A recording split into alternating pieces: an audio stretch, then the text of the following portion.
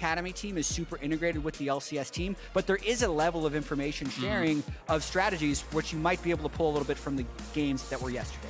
And one thing I think we won't see drop off the ban table is the Lee Sin, though. It is closest most played champion all year long. We got a big fat goose egg for Santorin, not a Lee Sin player. So as far as adaptations, we're going to see change. Hey, we got a TF coming in through. That's going to be spicy. Oh, okay. TF had kind of fallen out of favor for a while. So this feels like now you're probably fifth picking for Bwipo on red side. You're going to try to get a winning matchup for top lane, very likely play through that. You already have core with Nautilus, highest priority support here, can move around the map. You can look to try to get aggressive with that. But these two teams have a tremendous amount of history. They've been playing each other not only in Academy, but in the Winners Bracket Finals last year, in the Finals last year, now in the Winners Bracket Finals here. Potentially could have another rematch in the Finals as well. Ooh, good. So they've been going back and forth. And while Lee Sin has been such high priority for closer, even you think back to playoffs in their championship run, when Lee Sin finally got taken away, it's Viego. You know, Viego, Lee Sin, these two kind of go hand in hand for him. He's been dominant on both. Zeri will get grabbed up here for FBI. So now they kind of have to decide, do they want to actually have parity in the roles? Do they want to match here? Do they want to go for jungle? You know, try to grab that up. Yeah, either way, TL wasn't going to get parity in all roles because 100 Thieves did not go with the support pick. But I think Jinx is the standard play here into Zeri. The Jinx-Zeri handshake is something we actually saw 5 times when the Academy teams played yesterday. And Zeri is actually winless in the LCS playoffs. So even though it is 100% pick ban, has been played 5 times, has lost all 5 games. We'll see if that remains to be true. But even more so with the Jinx coming through, you know, I do think this is going to be a game where TL wants to play through topside. Very much expecting Bwipo to try to get a counter here. I just wonder, do they ban out something like the Ornn? Because Ssumday played 3 straight games of Ornn against Cloud9, was very effective on it, and it's hard to punish. So if you want to play towards topside, I do think banning the Ornn away here for TL with their 5th ban would make a lot of sense. I think on the flip side, they're also throwing bans at Huhi's support pick. When you're looking at the way 100 Thieves traditionally drafts, they get counterpick support and counterpick top lane. So even if they did play 3 Ornn games, sometimes that was on the side of the counterpick, and they've decided here they have the main tank support in Nautilus. It's the one kind of blind pickable support that both Huhi and CoreJJ are willing to do, and then they're just banning out 2 other support options. Feels like almost you have to go J4 here for TL. Like a lot of the main champions that Santorin does go to are already banned out. You know, be curious to see if he goes for kind of a different route. But Viego taken away, you know, Trundle plus Volley banned out. I think J4 is the obvious pick here for him. It pairs very well, you know, with the TF. Point and click CC, follow up with the flag and drag. It's a very powerful gank and roaming squad again with the Nautilus, but you know, a lot of pressure here now to find that big pick for topside, and Ornn not banned out is gonna get grabbed, and it'll be Sett support, a Huhi special, so really interesting draft thus far, and I'm just so curious. And TL have had to expect the Ornn because it seemed obvious to me, so I'm sure it is to them. And the question is, what does Bwipo have in store here to really make this draft worthwhile? Right, there's no way your draft prep for 2 weeks is like, well, they played 3 straight games of Ornn 14 days ago. Got nothing, leave it up. I just hope he doesn't pick it this time around. Aatrox the hover, Aatrox the lock-in. Bwipo in on this one. That's gonna be a 2nd Aatrox game of the year, by the way. He's already played it once across the 19 champs he's played so far. And for what it's worth, this is a winning matchup. You saw a lot more of this, say, a year or 2 ago when Aatrox was a little bit stronger. But you need to actually have, by the 20 or 30 minute mark, like a full item up on Ornn and able to make any progress in the side lane. That could be assisted by having the Twisted Fate, but it is definitely a little bit of a feast or famine pick when you're thinking about playing against Ornn. Bwipo has to win this lane by a lot. It's really interesting. To me, it almost feels more like, you know, you're focusing more mid-early game, you know, with topside, utilize the pressure that the Aatrox has, try to take the objectives, you know, with that power, pull him down towards the dragon fights, and then have Hansam as that late game insurance, you know, less about playing through sides with the Aatrox and more about playing maybe 1-4. Is Team Liquid's top laner because they did the prep, they did the research. Ssumday's on his 4th straight Ornn pick, and they're like, Bwipo, we trust in the Aatrox.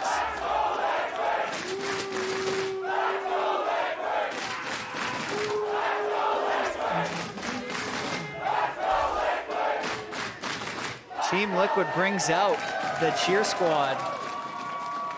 100 Thieves gonna try to match that in game 2. I don't know if they have what it takes though. TL brought a lot of people. They're rolling deep.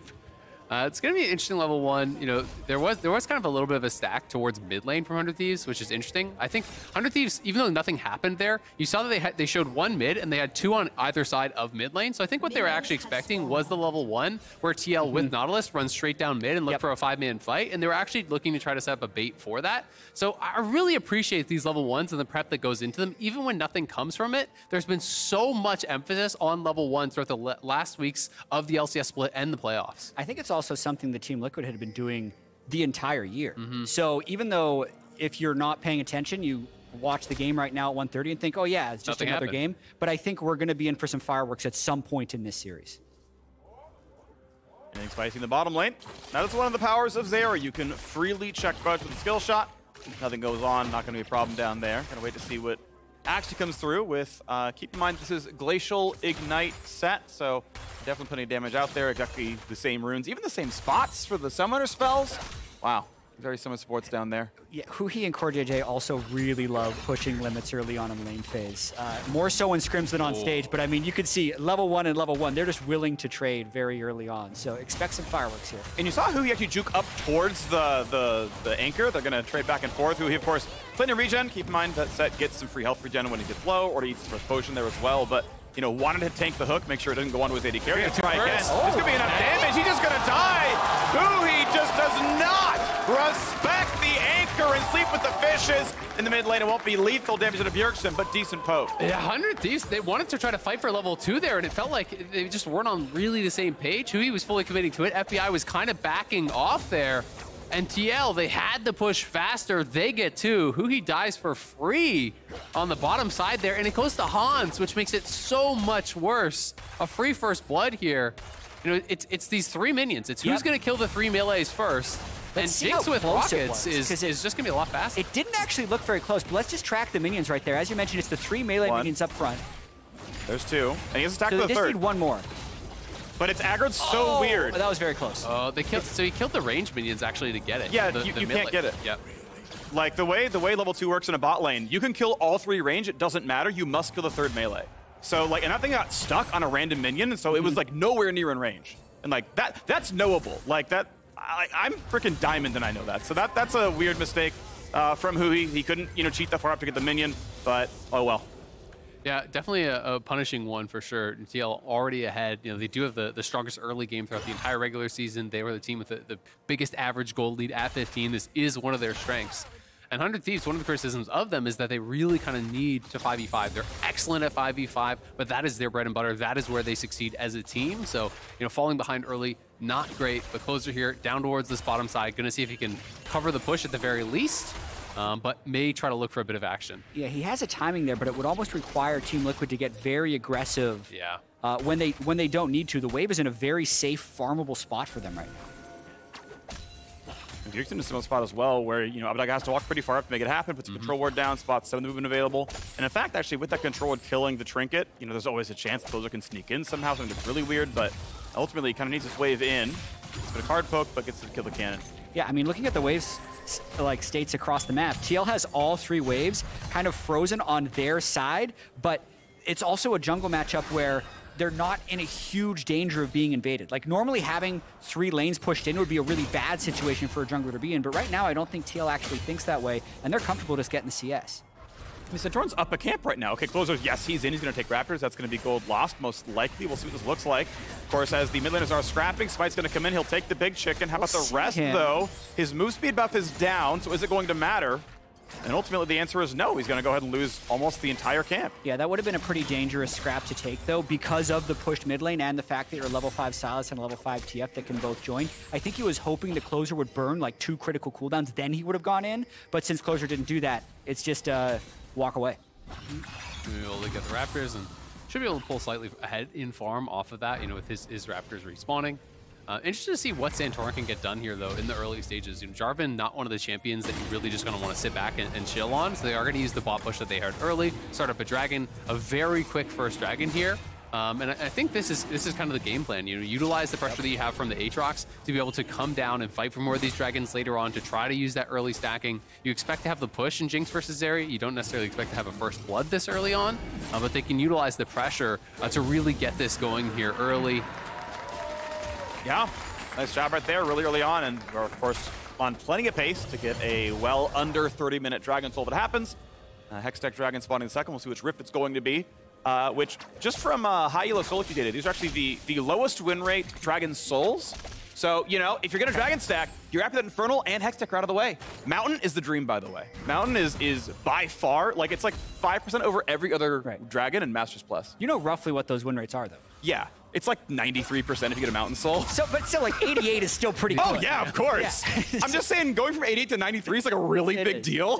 It is. It's like you cut half your losses off. Soul win rates are always interesting, too. Yeah. Because it's one of those things where it's like, if you have access to get 4 dragons, then you're largely winning the game already. Of course. Yeah. But, you know, definitely if you can get any Soul, it's going to be a pretty big deal. Yeah. And Azael, you were mentioning earlier how, like, thinking about the way these two teams match up against each other, 100 Thieves has gotten a lot of their win streak from scaling up. Oh, he is Ignite from Spellbook. This is big, though. Good flash, actually. Forced it away. Ssumday forcing respect and getting a big summoner out of it. Gets the summoner for the ult, so temporarily he's going to have an advantage because Bwipo actually had to ult as well. And they have a pushing mid lane, so I wonder if they're going to try and dive this. But speaking about the teams more generally, 100 Thieves has been a very good late game team during their win streak. But I'd say Team Liquid has also been that good of a late game team. Like when Team Liquid went to 5 games against Evil Geniuses, the games they lost are the games where they got steamrolled by an early game composition from EG. So I really wonder in this game, or as the series progresses, how much scaling is really going to matter. Because on one side, you have really good scaling from Jinx, but they're taking less scaling with an Aatrox into the Ornn. So depending on like whether or not TL can snowball this early game advantage, I think could really track the draft in different directions later on in the series. One thing I'm concerned about actually is as people talk about Jinx's late game power, it's often in the follow-up. Like, her entire steroid is getting the first reset, right? Because she has no innate attack speed buffs with range, like minigun form is really risky. TF doesn't do much damage. Aatrox can do some. Jarvan's gonna go pretty tanky. Where's that first kill coming from? Like, are you burning through an Ornn with TF Jinx without get excited? Like, you may never get that, like, Jinx streak. Yeah, I mean, it's possible. I do think that like early on, they do have a significant amount of burst. You know, when you talk about lower damage, I still think that TF can be pretty threatening in the earlier stages, right? And I do think that they're going to try to play heavily for objectives and utilize the Aatrox's power early to do that. Ornn on one item is not immune by any means. Yeah. You know, if we get to that 6-item game, I think it becomes more relevant, but it looks like they should be able to secure this. Gonna be acclaimed. TL, Santorin gets it. Here comes the rest of everyone else. They can TF walk out. Just shows walk out. Up. Yeah, walk to the top left. Should be no problem. Bwipo, of course, can always jump the walls. Kind of plays. Yeah, threatening a flank angle, basically, if they kind of dive into our for CoreJJ. There's the jump, and TL gets the objective and gets out scot-free. And this is where I think 100 Thieves, you should just realize that they're going to be able to get away, go back towards mid, push that wave in a little bit faster, try to trade a plate or something from it. Because in this case, the wave was just in parity in mid, so they won't even be able to get any advantage. TL will walk away with the first 2 objectives. They're already up 1.3k gold. They have first blood on the Jinx. You have that Herald to potentially crack a tower, and maybe even utilize that right around this next dragon spawn to kind of guarantee that second dragon for yourself. And I think a lot of those advantages have come from that level 2 skirmish in the bottom lane. They got lane control off of that. Wow. That gave them first dragon. They were first to move up into the top lane towards the Rift Herald, partially because they had that bottom lane advantage. And now, this is something Hans Sama is extremely good at, is taking that one small advantage and finding the right timings to buy items. Right after the roam to Rift Herald, perfect gold to get Kraken. He doesn't even have boots yet, but no one is going to be able to duel him while he has this item. He's so far ahead of the curve for first Mythic. Yeah, absolutely. It's going to be very difficult to actually get onto him. They do have quite a bit of peel as well. You know, 3 frontliners in front of them, you know, gold cards to kind of pick. It'll be interesting to see, you know, if 100 Thieves is going to try to contest for this next dragon at all, or if TL is just going to, you know, allow them to go for it and try to use Herald across map, because they could just prioritize the gold. But I do think with their early lead on bot side, continuing to stack dragons just makes so much sense from the position TL's in. Pretty good. 45 seconds to go. And as you mentioned, the bot lane spike really uncontestable here. TPs are going to be, well, it is down for Bwipo. I'm not sure if somebody has it available underneath the Ignite. I assume not. I assume they traded TPs earlier on, around minute 4, so, or minute 8 or whatever, so going to be a bit. It'll be interesting to see if Closer wants to go up towards topside, because if they want to cross map, you can actually look for a kill on Bwipo. You know, Ssumday held on to his Spellbook Ignite this whole time. Now, that is why that got flashed earlier. He's actually going to use it now, so he wants the TP, so that means his TP is ready. if you're just going to drop the Ignite like that, you're trying to be ready for a dragon fight. So to me, that's actually signifying that 100 Thieves are considering contesting this dragon. This is really interesting because Bwipo needs to play this aggressively right now because he doesn't want to give Ssumday a window to ult in, but he's actually taking a ton of damage in doing so, and it's also meaning that Team Liquid's not making a move up towards the dragon right now. All right. Taking the time. TP still going to be down for 30 seconds for Bwipo. They've got the timing window right now to pull in Ssumday. 100 Thieves.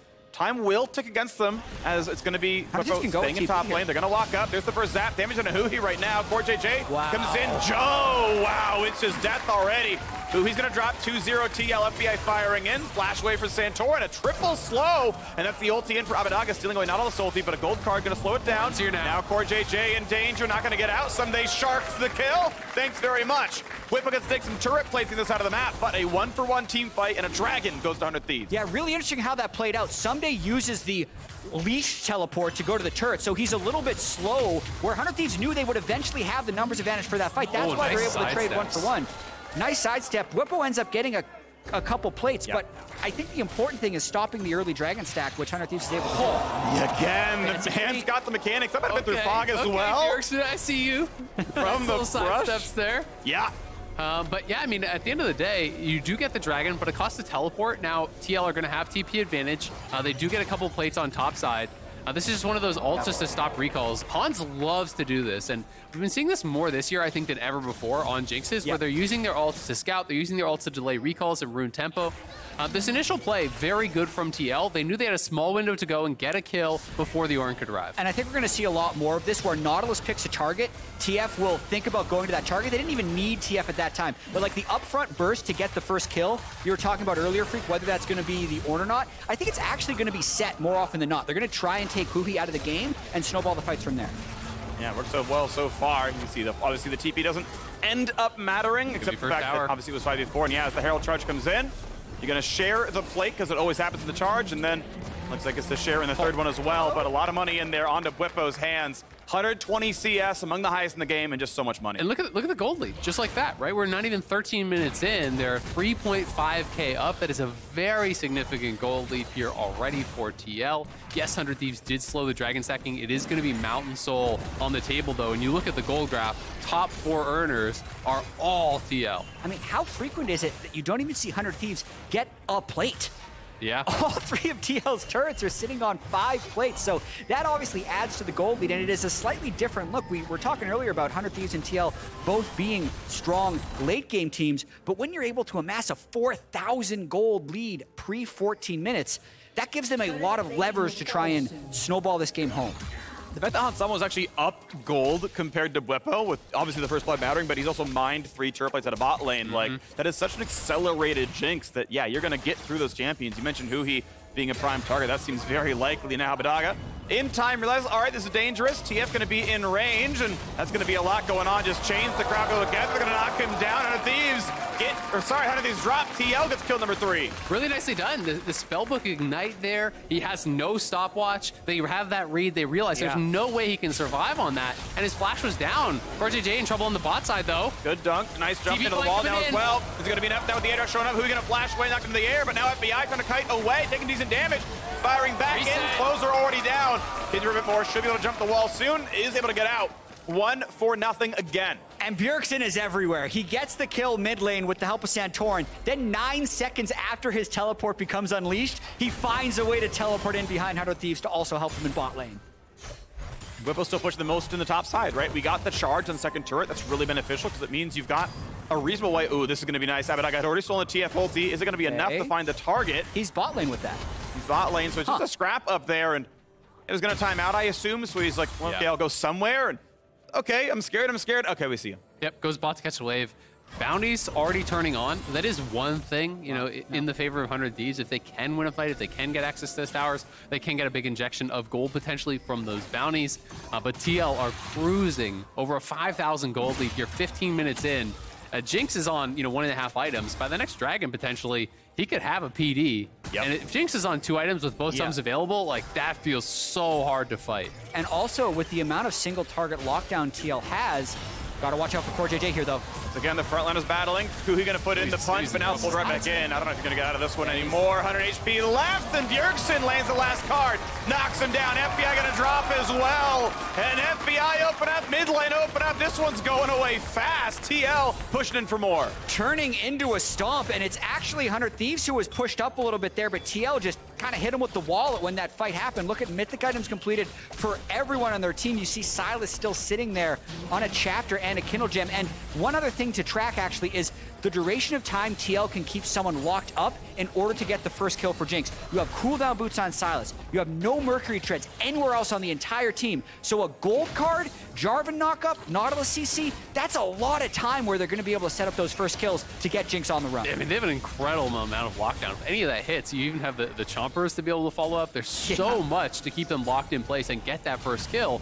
And, you know, it's like you were talking about later in the game, Phreak, I do agree. It's very hard to kill off the Ornn, but in the early and mid-game stages, when you're on 1-2 items, like rapid-fire gold card, all you're burst into one target, that person just dies, and that's what we've been seeing so far. Now a 7,000 gold lead, absurd. This early, TL are just stomping 100 Thieves in game number 1. 100 Thieves are going to go topside, not contest the dragon, because they say, all right, let's get a bounty top. Let's take down this tower, stack 4-man top. If one person comes to answer, you get a kill, you get the tower, you try to get some sort of gold back in your pockets, because they need to slow the bleeding here and fast. Yeah, the Ornn's the only one unkilled. Everyone else is definitely a squishy target, and they're just getting caught out constantly, and it turns out that, yeah, you've got a great pressing bottom lane, you've got a lot of early pressure, and that early pressure is pushing through. So 100 Thieves getting picked off so often. I think TL is just going to try and stop them from even getting this objective bounty. 100 Thieves, it's a chance to come back, but there's the TF. They see them all. Full vision. What's going to happen now, TP? Yes, indeed. And it's going to retreat so far, but Aga trying to get away from Bjergsen. Happen to isolate that. They find the stun. Santorin's going to flash in for the rest of it. There's the dunk, a flash to safety. She will kill him. Oh, it's not in range. I think he was out of range. It wasn't a sidestep. Now has an ulti available. Going to find one stun. Heals up for a bit, but he's still going to drop. And is there anything else going on here? Ssumday looks like he's not going to be the target. A 1-for-0 again. TL just keep getting kill after kill after kill. They're just unwilling to even give up that bounty up on top side. They defend it with TP advantage. Zeri was showing mid. Bwipo is on bot side, but he can TP up there, so they get the kill. Bjergsen's pushing out top. He has TP to join if they need him. And they can grab this dragon here, easy peasy, with Abbeddage down, with TP up for Bjergsen. TL are going to get side lane pressure and the dragon and the kill. They're just taking everything at once on the map. And I really love that call by TL to delay the dragon a minute. Huhi is just locked down as well. It's a 2v3 though. Big shield, gets down to 300 HP. Yeah, thankfully it doesn't instantly die. And the reason I love the move top lane so much is that TL just kind of sensed that 100 Thieves was going for a trade. And TL is so far ahead, they're of the mindset that they're not going to trade anything. He's spotted. He could be in a lot of trouble. He's over the wall, move speed, a slow, look pretty good. Bjergsen does have flash, there's a way out, not gonna happen. It took a long time, but 100 Thieves are finally back on the board. Gold goes to FBI. That was a little bit of a cocky play. I mean, they're making a push on bot side with Herald, so maybe he thought 100 Thieves will be responding to that and allow him to get that blue buff for free, so wanted to try to, you know, make that read. He does get the push and actually almost took out the tier 2 top as well. They do get tier 2 bot. But at least he just kind of accepted his fate and didn't waste any summoners, right? Because that's the worst case scenario. If you try to flash, you waste your stopwatch and all that. Because he was dead to rights there. There was vision everywhere from 100 Thieves. 7.5, though, still the difference. And there wasn't much of a kill bounty. Of course, only 2 kills in the TF, but gonna try for the objective. Getting it done decently, spamming objectives for some attack speed. It's a little bit more, and at this point, I think you die for it. You get a lot, right? Extra gold picked up, but now what's gonna happen? Bjergsen's there for the stun. They're gonna find that kill. But hey, long form, it was still beneficial. Gold card, Everfrost, Aatrox W. Yeah. You just can't move. Yeah, this is brutal. Bjergsen's having an incredible game. And this is kind of Bjergsen. It's something he's done for a lot of his career. You know, even when he has a quiet regular season, playoff Bjergsen is just a different beast. And even with the year off last year, coaching, you know, he's back and he's in form. He has been really strong, I think, through both their series, the last couple weeks of the regular season as well, bringing out picks like the Ahri, becoming much less of that passenger and much more of the carrying force, the driving force for the team. I think he has been the standout in this first game as well. I also think if Team Liquid's able to close this game cleanly, which it is looking like they're able to do, I don't know if we'll see more TF this series. It was actually a pick that was banned 100% of the time by Cloud9 against 100 Thieves. That's one of the reasons I think it was an early takeaway by TL here. That was with the, quote, counter pick up. It's more of an answer in Sylas, and it's just not working at all. Looking pretty strong right now in the mid lane as we got a lot of damage going across. Pretty good CC, stop out of the burn, but now the re-engage is here. And Hans gets the reset. He's here to kill everybody now. Huhi, again, the first to drop. Stopwatch means absolutely nothing. Abbeddage gonna fall. Looks for the TF, but Bjergsen already got away. That's the map control. That's 3 for nothing. That's TL getting even more. 21 minutes into the game. If this were a scrim, we'd be going into game 2 right now. Yeah, that's an FF for sure. Hans untouched throughout that whole fight. The health bars are looking like it's going back and forth, back and forth. But you look at Hans, he's untouched, he's free firing the whole time, never even forced to use a summoner there. And he is just putting out way too much damage, way too early for 100 Thieves to be able to deal with. You can't blame them for looking for any sort of a picks because the game has completely got away from them. The only way you come back is through a number of picks in a row. So as they walk through, it's a nice 2-man knockup, but they just can't capitalize on it well enough. They don't have the damage to burst through these tanky targets. Bjergsen even having the stopwatch and a spellbook barrier to help survive. Yeah, and I think another thing we're seeing in these fights, the Sylas arrives just now. After already the set is down and all the main cooldowns of 100 Thieves have been going down. So one of the reasons TL has had so many advantageous fights is their wave control has been really solid. And then TF also, with having the teleport and the global up whenever he wants, is just more mobile than what Sylas has been able to do this game. Look at Zeri's damage. Like, FBI actually put out a ton of damage there. The amount of healing that Bwipo did in that fight, like, he did, I want to say at least 2,000-3,000 in healing. Like, it was absurd throughout that fight. He filled up his health bar multiple times there. And was such a tanky, champion, like acting as that front line for the team just with this drain tanking. Because I think their only healing debuff is actually the Thorn Mail. There's a Bramble on Ssumday. Yeah, on Ssumday, but he's not hitting him, so he's just full healing off everyone.